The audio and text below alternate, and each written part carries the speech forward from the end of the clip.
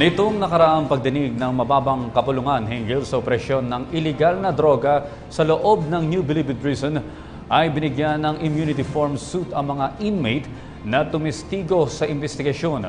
Ngunit ano nga ba ito at bakit binibigyan ng isang individual ng naturang pribilehiyo? Narito ang ulat. Sa nakalipas na pagdinig ng Kamara de Representantes ukol sa umano'y kalakalan ng iligal na droga sa New Bilibid Prison, binigyan ng immunity from suit si Herbert Colango at iba pang kapwa high-profile inmates nito.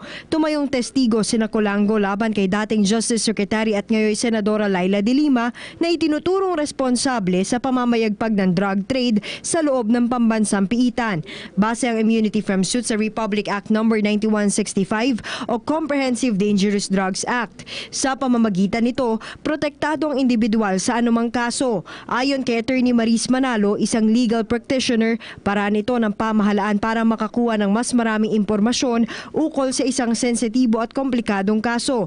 Malaki umano ang naitutulong nito lalo na sa ibang bansa gaya ng Amerika. Gayunman, hindi lahat ay nabibigyan ng naturang pribilehiyo. Bago ka naman bigyan ng immunity from suit, may mga kondisyon yun eh. At ang gobyerno ay dapat walang impormasyon sa mga nasabing impormasyon na ibibigay nito mga informants. At yung informasyon mo naman ay maaaring ay dapat i-corroborate ng ibang tao o ng ibang ebidensya.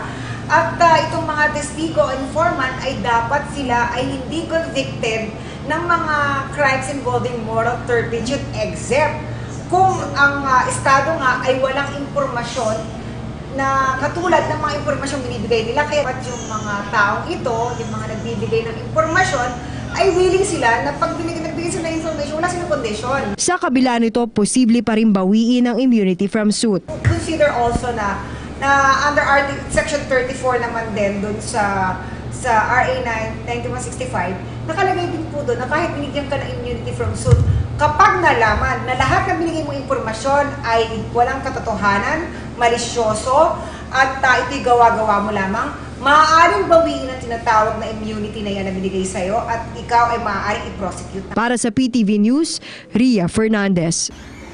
Ako po si Cathy San Gabriel. Subscribe na sa PTV YouTube channel.